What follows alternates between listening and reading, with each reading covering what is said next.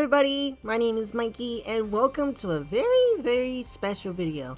Sorry if I sound not as hyper energetic as usual. I'll try my best, but I do want to keep this video as serious as possible because today, as of the date I'm uploading this video, is the 10th anniversary of Five Nights at Freddy's. 10 years. I know, it's crazy to think about, but it's true. So sit back, grab some snacks and drinks, and for those longtime fans like me, maybe grab some tissues, because it's gonna be a wild ride. Before Five Nights at Freddy's, we need to talk about before Five Nights at Freddy's. Scott Cawthon, the creator and god himself, used to make a lot of games before Five Nights at Freddy's, and there was one he made called Chipper & Sons Lumber Co. A game where, yeah, never mind. But this is around the time where every game he was making, it wasn't as successful as he was hoping.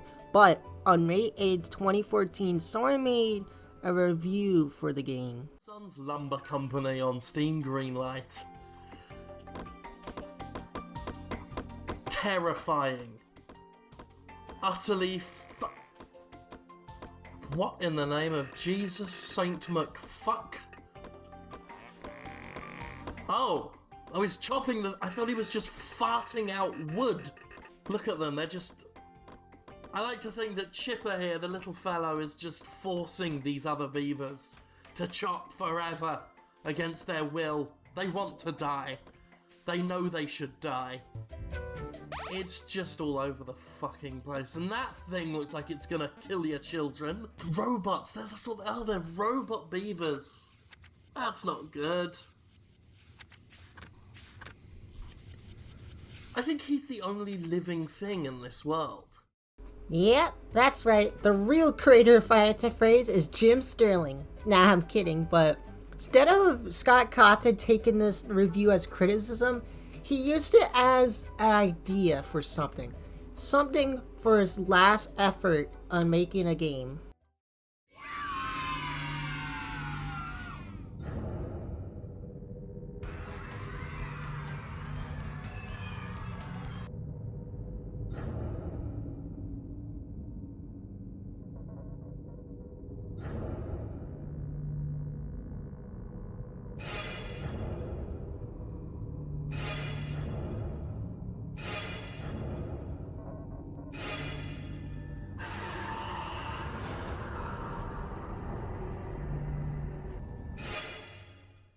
On August 8th, 2014, we were blessed with something incredible.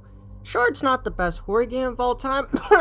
It was something to feel inspired about. And when I say that, I don't mean like the game was bad or anything like that. It was perfect. The sounds, ambience, gameplay, and yes, the jump scares.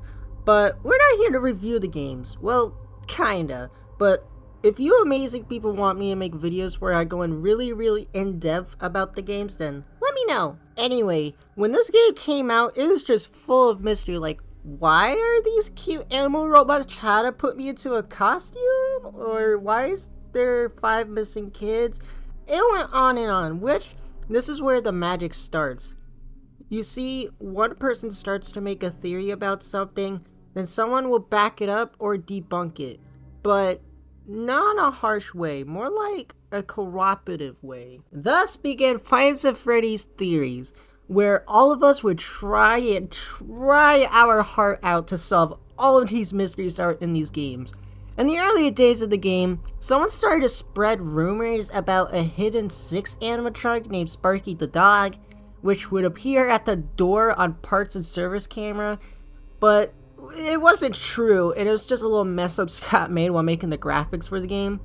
But this was magical because this began a lot of fan art and encouraged a lot of people to actually make this animatronic where someone just made it up into an actual canon animatronic. I mean, he wasn't canon in the games, but he was canon in the community. We all loved him.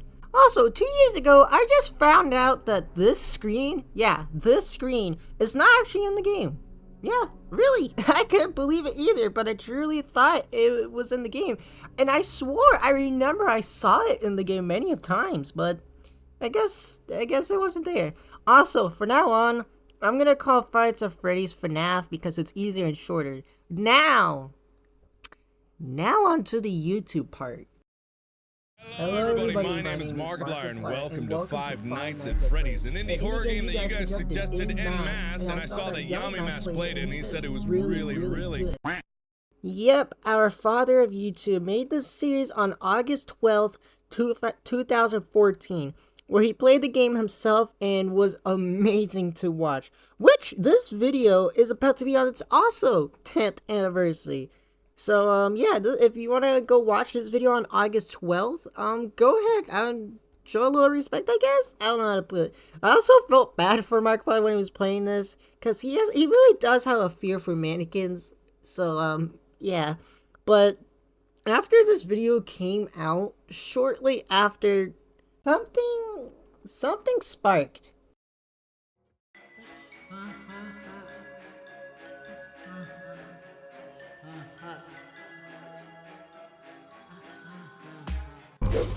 Top of the morning to you ladies, my name is Jacksepticeye and welcome to Five Nights at Freddy's, a game that I feel like I don't even have to explain anymore because every single person on the planet is playing this game right now. Hello once again, theorists. Welcome to MatPat Plays. Today we are playing the scariest game of all creation.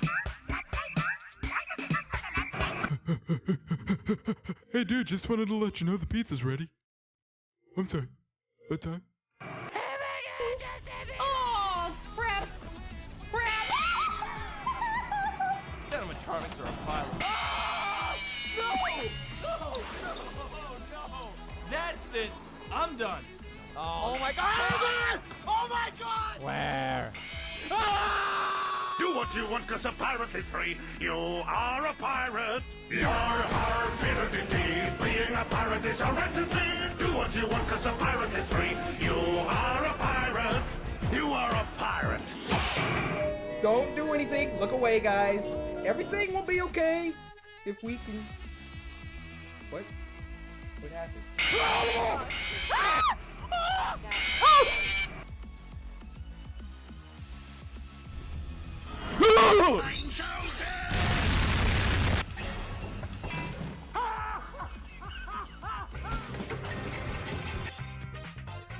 Pizza? Pizza! Pizza! Pizza! Pizza! Pizza! Pizza!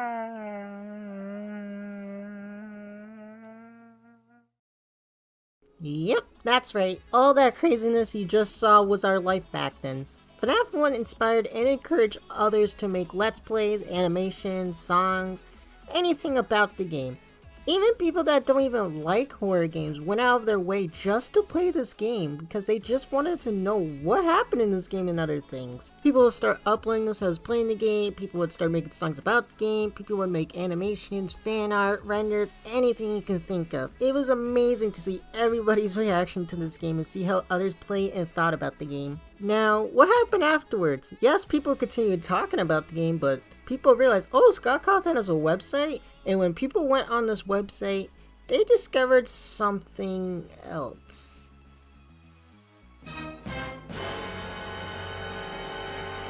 Scott Cawthon would add little teasers to his website for upcoming stuff, and when people saw this, people went nuts. Until people saw this. Now, instead of people going nuts, people went beyond nuts because there are no doors, and the theorist and the others found out if you brighten this certain image, you see a weird puppet. Now, every new teaser got people more and more excited. Then this came out. London Bridge is falling down, falling down, falling down. London Bridge is falling down, my fair lady.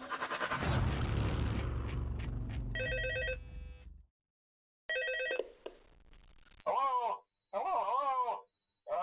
Well, if you're hearing this, then chances are you've made a very poor career choice. This is when people's excitement went through the roof. We saw our old friends from the first game all broken up, and new animatronics, new everything. And then the game came out.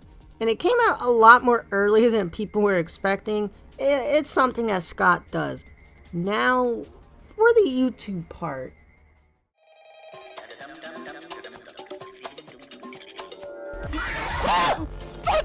damn it!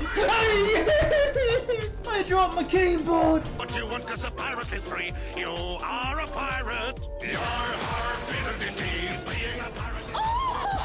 What the? What?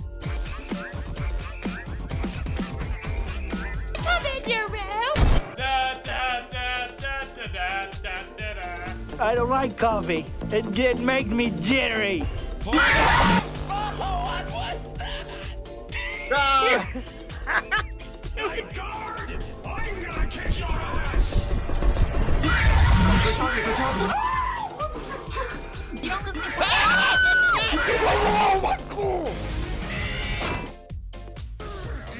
Hey, Stinky! Rocket launcher. Run, bitch!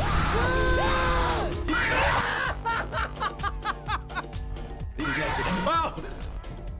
Yes! Yes! Yes! At this point, everyone on the planet knew about this game. Animations, songs, fan art, renders, let's plays have hugely increased. The game was so huge and expansive than the first one, it just got more crazy. The lore got even more crazy, giving us more questions, but also giving us answers. The theorists were even more nuts, and accepting more people to bond together to solve the lore. Map hat. There is no doors, there's this creepy puppet and a big old Freddy head that has a breathing sound that is melted inside my brain to this day. There was just more of everything. It was so good. There was more Easter eggs and even more hoaxes. Yeah. I mean, to be honest, I do miss these hoaxes. I mean, they were pretty great and they fooled a lot of us, and I'm guilty of it, that's for sure. I'm sure some of you are too. But this game brought a lot more people inside the Fights and Phrase and inspired a lot more people to go on their own little journeys and rabbit holes. They even started to make full-on YouTube channels based around Fights Phrase and start their whole career about it. But a little after, and I mean like a couple months, but a little after, something new popped up on Scott's website. Whoa, wait, what? What's this? Offline? What does this mean? Is FNAF over? Is this it? Until that same person that remembered that brighten that puppet image, remember to brighten this certain image, and we saw until next time. Now, most of us thought this was the end or Scott is done until another teaser dropped. It has a creepy face leaning into frame and text that reads, "I'm still here." Then another one came out. Now, when this one came out, oh boy, people went, I don't even know how to put it to words. It's a box full of her older friends with a huge number 3 on top, and wow. And if you brighten this one, we see a creepy little guy standing on the right. At first we thought, wait, is this going to be one animatronic combined with every other animatronic imaginable? Well, with each new teaser, people just got more and more excited and oh my gosh, at the top, look at, what, where'd it go? Then after that, we all know what happened afterwards. If you thought FNAF 2 brought the most excited, then oh my, you are super wrong. This blew people away. Even our gods knew about this one single indie gaming by one person. Fallout 4? Pfft, get out of here, Todd Howard. Bloodborne? Pfft, nah. Dying Light? Call of Duty Black Ops 3? Pfft, no way. This is where my excitement is going.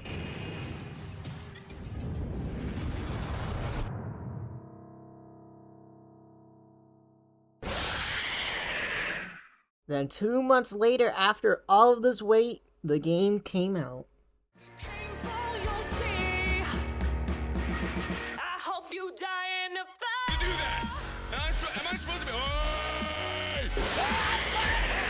Have at me! Oh, my fucking knees! Get crowbarred, bitch! I grew up in Dublin. I was a potato farmer. Every night I would go to the pub. I would drink ale and dance jigs. But then one day, I met a... What is that? What? Oh! Jeez. What the hell is that? What the heck is that?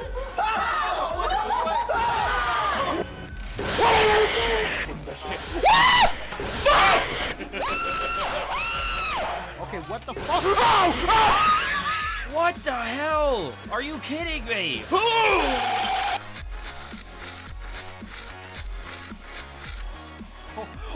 Oh shit! Why are you there? What? Okay, bye! Oh no.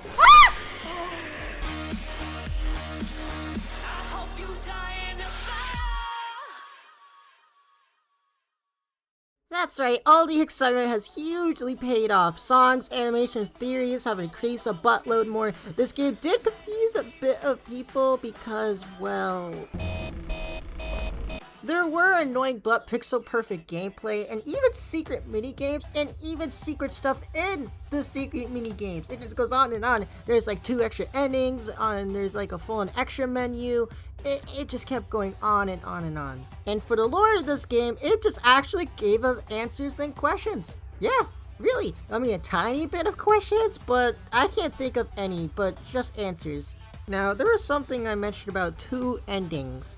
When you beat all 5 nights, normally you get the bad ending, which confused all of us, but also encouraged us to unlock this quote-unquote good ending. I mean, why am I putting in quotes? What? Which, to get this good ending, it actually feels something. I will go into detail about that in a second, but to get this good ending, you have to follow a somewhat complicated but very, very fun walkthrough. Just the not so good part about this walkthrough is that you actually have to play the whole game again, so if you ever die, you have to redo some step you just did before you started the night, which is kind of a bit of a troublemaker. Not only was there secret stuff in the secret minigames, there were also lore inside these minigames. When you finish all the steps, you are met with something special.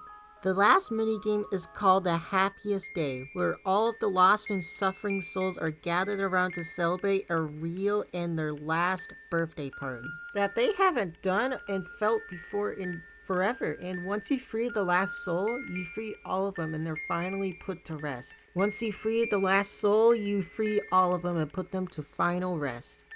And once you finish night 5, you are brought to the screen that has never ever failed to tear me up a little. It's not because of the beautiful music or that the souls are now finally put to rest. Is this the end? The end of all FNAF? I mean, this game gave us all of the answers. It gave us everything, and we all thought that now this is the end. Now, this doesn't mean FNAF was just gonna be over right there. The community was gonna be strong and out there forever, but for the games, we all thought this was it until something came up. A new... what's this? The final chapter. My gosh, this teaser is just so amazingly cool. A few more teasers dropped showing us these horrific versions of our friends, all saying, was it me? Or me? Then, the Top Hat's back! After that we got, tummy teeth? With the release date for the trailer. Another teaser dropped after with a code saying which if you brighten this certain one up, it shows multiple doorways. Then after that, the trailer dropped.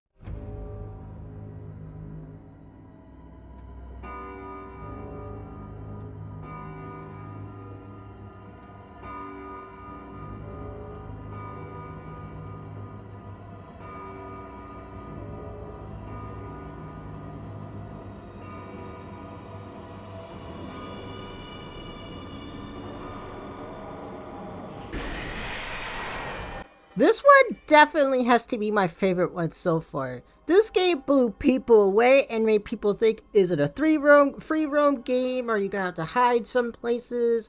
And it made the theoriest minds just become non-existent. It just brought the excitement back from the FNAF 3. But not the same level of excitement from FNAF 3, but it brought quite a lot. People thought there would be no more Fights of Freddy's, but what Scott had in store was the most scariest game yet.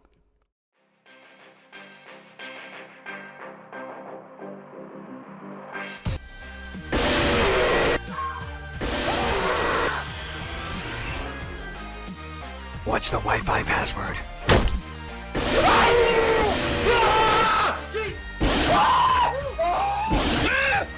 What the fuck? Don't you be doing that, you bitch!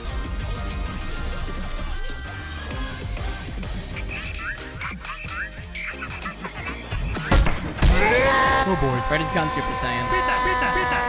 And Chica's gone insane. Nope. It's never usually that bad in any of the games, so I'll play through. No, we're not all good. We're never all good!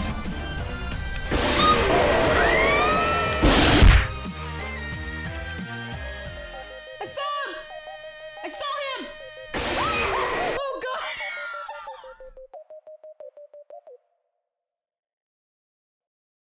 Again, the animations, the Let's Play, songs, renders, fan art has increased so gosh dang more. More than ever, actually. Some people would say that this is when FNAF went low, it kind of went downhill or something, but in fact, this was at its peak. If you were around in the days when FNAF 4 was out, you would know the huge increase of animations and songs. It was crazy. And of course, FNAF 4 was the scariest of them all. It scared our socks off. It was so very crazy. Because the game is just so, like, pretty much dead silent, and you have to listen to, like, breathing, which, by the way, the gameplay mechanic encourages you to, like, increase your volume on your headphones, but in risk of getting your ears blown out by the jump scares, which was just absolute genius. The lore just, well, it actually just gave us questions and answers. And the fact that this was the final chapter and it gave us questions and answers was pretty weird, but nonetheless, this game was amazing and terrifying. A bit after, FNAF 4 got a huge Halloween update, which is just so super duper cool. And whenever you play the game on Halloween, to this day, it still like pops up, which was awesome. Later down the line, something came up on his website. The end. Thanks for playing. This truly was the last final game. Well, we all know it wasn't, but back then, we all believed it. This is it, truly, the last game, the final chapter. I struggled here. I was going to continue onto sister locations in the game afterwards, but this right here, Five Nights at Freddy's 4, is when Five Nights at Freddy's has officially ended. It was a huge and long cherishable journey. It truly was, but I'm sure some of you guys noticed I left something out. I mentioned that people made songs, animations, fan art, but there is something that people were also inspired to make. Where'd he go? Hey, Chucky! Oh my god! That's right, people love Scott's games so much it felt so inspired that they should make their own games, but with the same idea, not like the same games. Around between FNAF 2 and 3, we all lost track how many there was. The first one being made was Five Nights at Treasure Island, which is based off the creepypasta, and yes, I did the research and watched all the views. This is truly the first ever official Five Nights at Freddy's fan game. Was it great? I mean, yeah! I mean, sure, there was a lot of problems, well, obvious ones, but it was scary and charming and had a great standard that other fan games followed.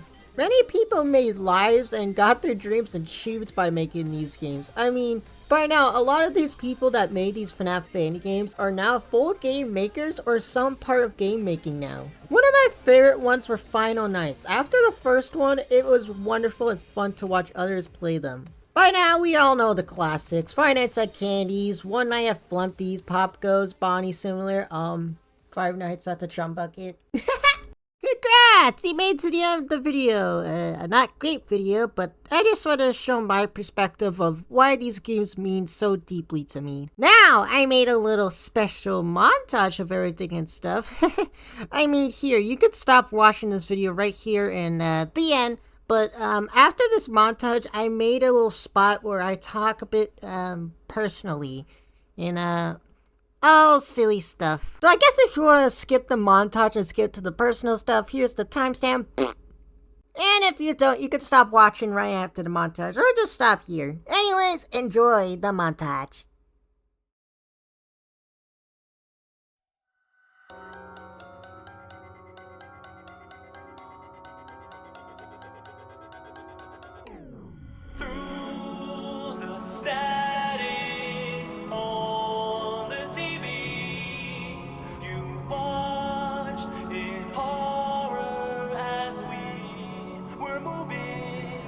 And we wanna thank you for playing our game.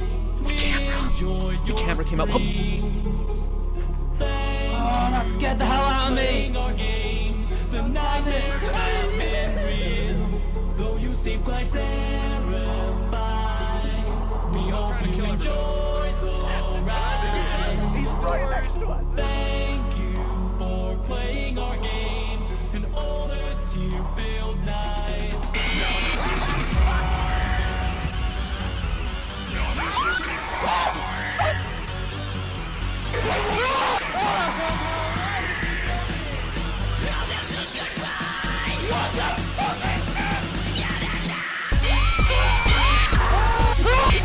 Nobody likes you!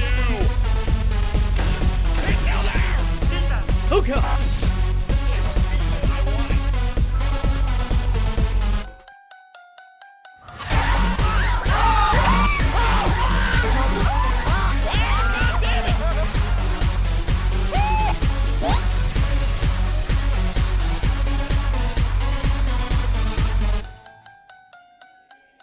Oh my god!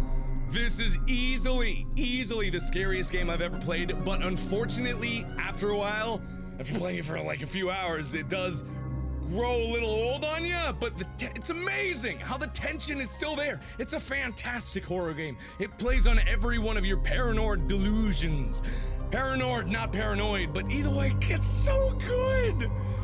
Oh, I don't know how they're gonna expand on the concept, but either way, they are awesome. Whoever made the Scott Cawthon, you're awesome.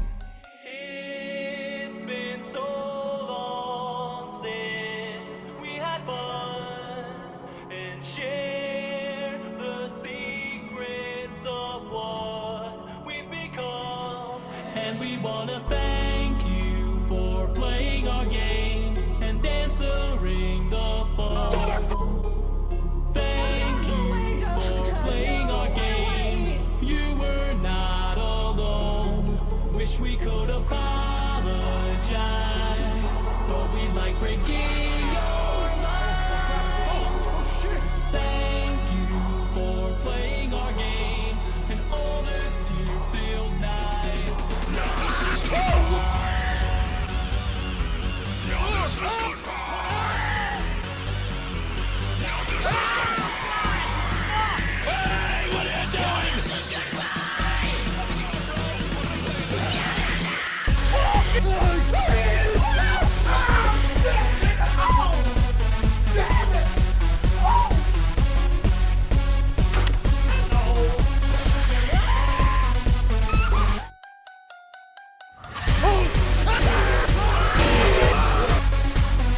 How y'all doing?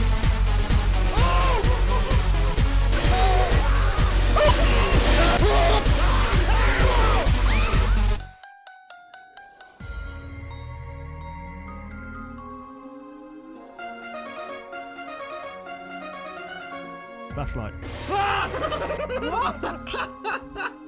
Are you kidding me? You did that on purpose. But either way, this was a really interesting thing. And I say interesting more than like fun or terrifying or something. It was so interesting because of the animalistic curiosity that it brought out from the entire gaming community. Like, people can say whatever they want about the game itself. It's not scary, it's scary. It's terrifying, it's not terrifying, whatever. It's a bad game, good game. Doesn't matter. What matters is the fact that it brought about so much discussion. I don't think this series needs another game.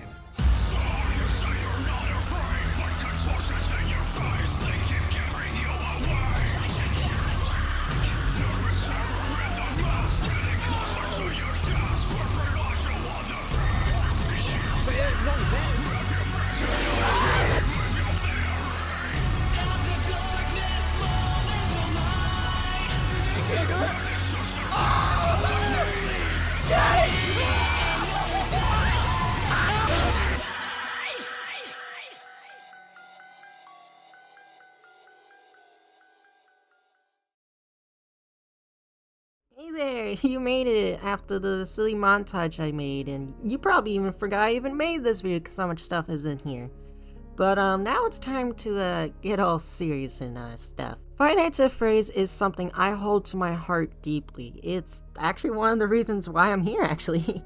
I mean, video games is the reason why I'm here, but that's for a different topic to talk about. I got into Five Nights at Freddy's whenever FNAF 2 came out, or whenever the trailer for FNAF 2 dropped. It's hard to remember, but it's one of those. This video was extremely hard to make, because all the footage I was getting for this video, it was hard to not tear up. Five Nights at Freddy's were not only special games, but they brought life to so many others. What I mean by that is that there's people out there that now have full jobs as YouTubers now, and full-time musicians, full-time creators for video games, full-time animators, full-time artists. It's brought life to so many others, and that's why I think it's so magical. 10 years of Five Nights at Freddy's. It really is hard to believe, and it's crazy, but it's true. And I really do have a deep depression for nostalgia. I know that sounds silly, but it's true and a real thing I have. But like I said, that's another dumb silly talk. Heck, I still have my Five Nights at Freddy's napkins from like my 2016 birthday party. But in all honesty, I'm really horrible with words. I'm sure that's obvious after watching this video. I'm sure you guys noticed, but it's been part of me for a long time. It's gave life to so many others. It's given me a community I can be a part of that's full of everything. Theories, games, songs, animations, art, whatever. Whatever you think of the Five Nights at Freddy's franchise, you like it or don't like it, or you never got into it, you can't lie that what came out of it was magical, and it was a huge ride. It had a huge impact on everything. It's something to remember forever, and that's why I think Five Nights at Freddy's was magical.